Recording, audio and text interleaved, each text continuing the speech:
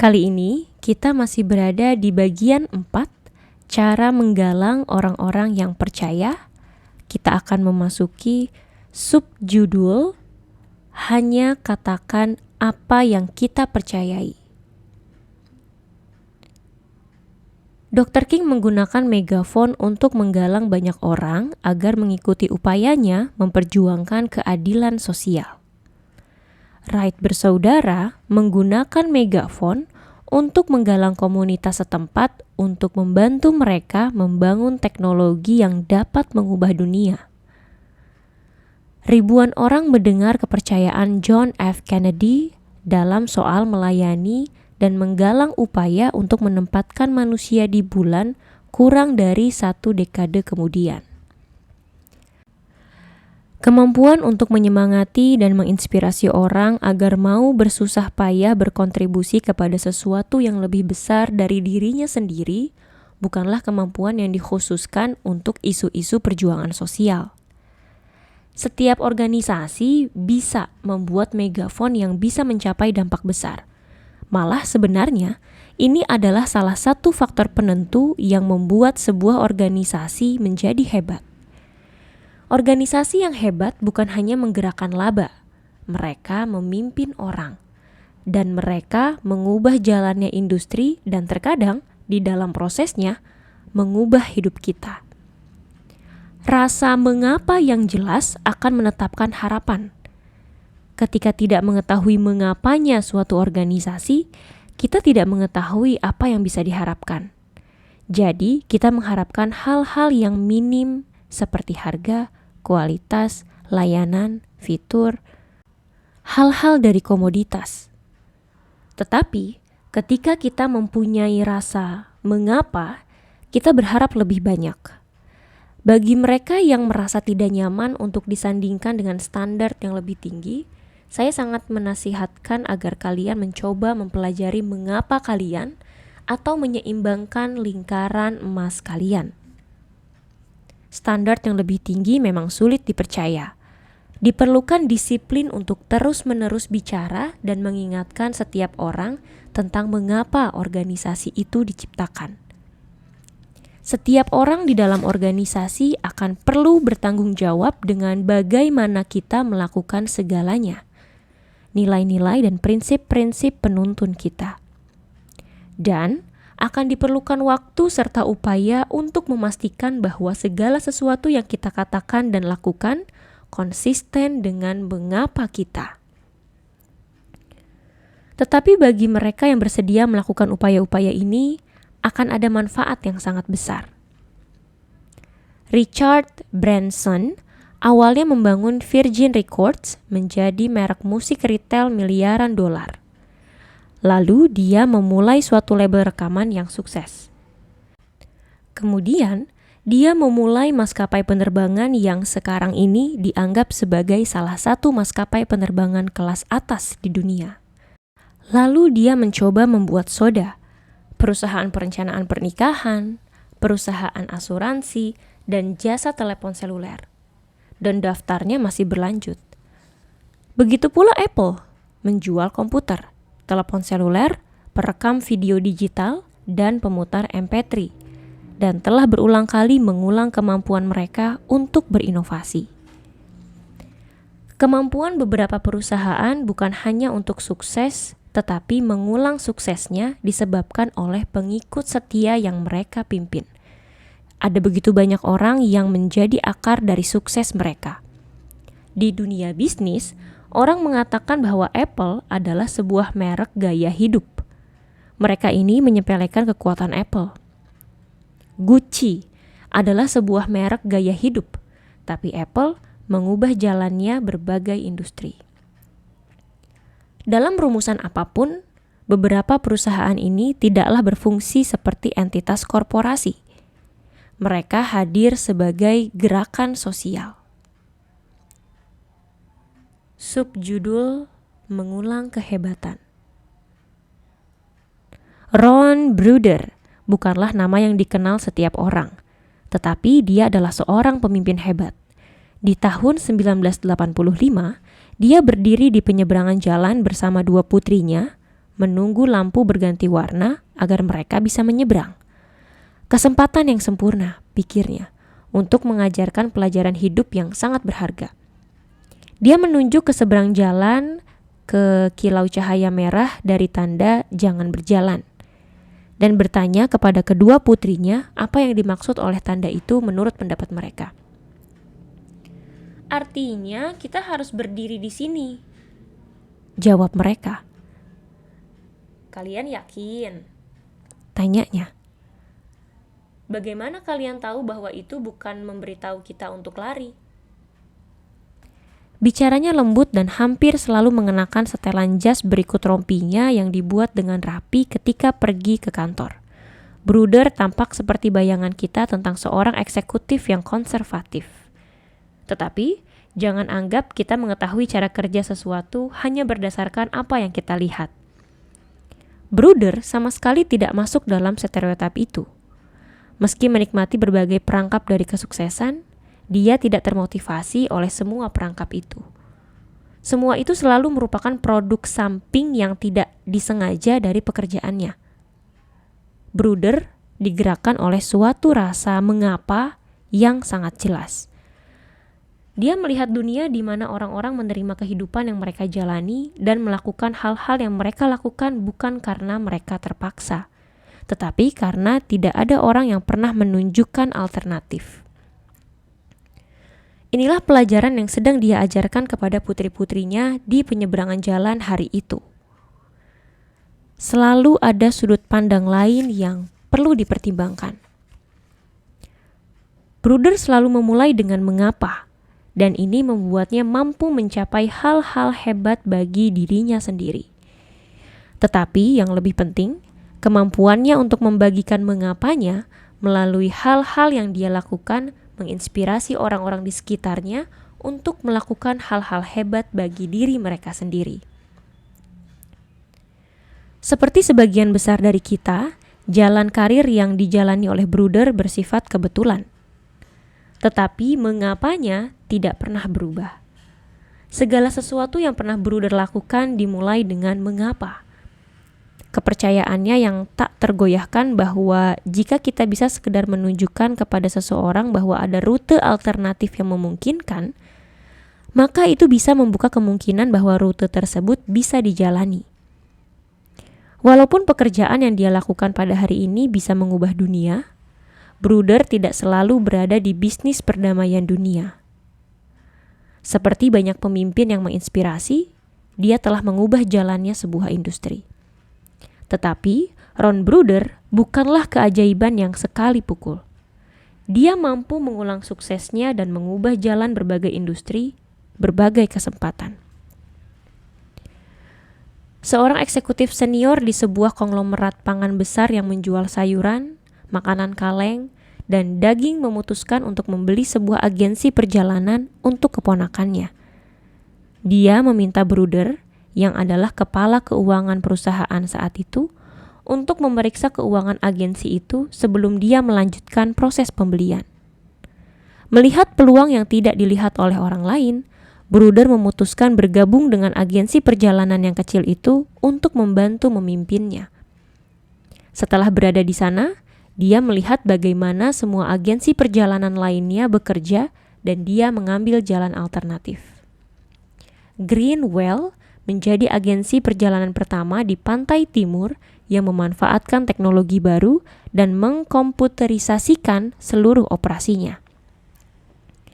Mereka bukan saja menjadi salah satu perusahaan paling sukses di wilayah itu, tetapi hanya setelah 1 tahun, model bisnis mereka menjadi standar bagi seluruh industri agensi perjalanan. Lalu, Bruder melakukannya lagi. Mantan klien Bruder, Sam Resongerton, berada di dalam beberapa bisnis yang kotor, batu bara, minyak, dan gas. Semua industri yang telah menciptakan ladang berwarna coklat, tanah yang telah dicemari oleh operasi mereka. Tidak banyak yang bisa dilakukan pada ladang yang sudah berwarna coklat.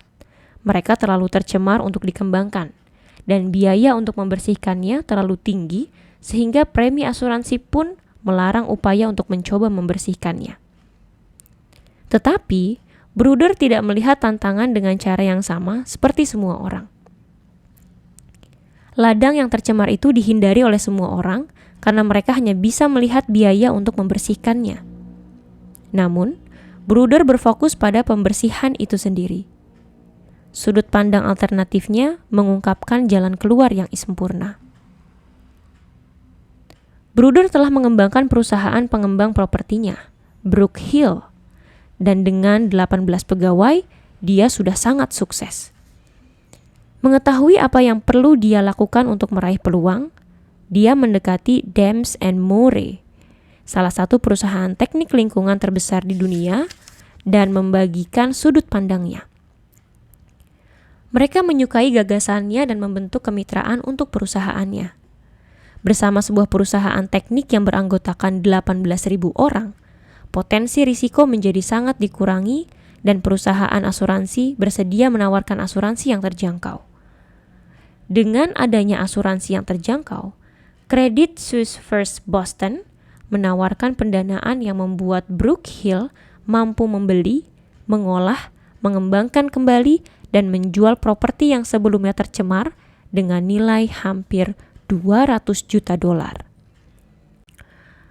Propertinya dinamai Brook Hill karena Bruder berasal dari Brooklyn, dan seperti yang dia katakan, jalan untuk keluar dari Brooklyn sungguh panjang dan menanjak.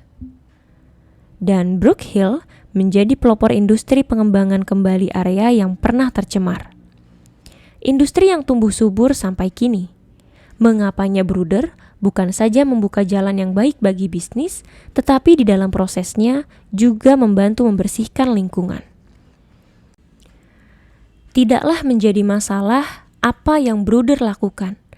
Semua industri dan tantangan itu bersifat kebetulan. Yang tidak pernah berubah adalah mengapa dia melakukan segalanya itu. Bruder tahu bahwa terlepas dari seberapa bagusnya peluang di atas kertas, terlepas dari seberapa pintarnya dia, dan terlepas dari rekam jejaknya, dia tidak akan pernah bisa mencapai apapun kecuali ada orang-orang lain yang membantunya. Dia tahu bahwa sukses adalah kerja tim. Dia memiliki kemampuan yang mengagumkan untuk menarik orang-orang yang percaya pada apa yang dia percayai. Orang-orang berbakat tertarik kepadanya dengan satu permintaan. Bagaimana aku bisa membantu? Setelah menyimpang dari sudut pandang yang umum dan merevolusi berbagai industri, sekarang Bruder menyasar tantangan yang lebih besar lagi. Perdamaian dunia. Dia mendirikan Education for Employment Foundation, megafon yang akan membantu dia untuk melaksanakannya.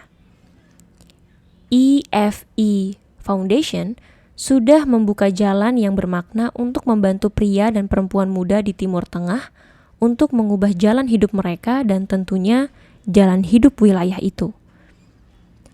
Persis seperti yang dia ajarkan kepada putri-putrinya di penyeberangan jalan bahwa selalu ada rute alternatif. Dia mendatangkan sudut pandang alternatif kepada masalah-masalah di Timur Tengah.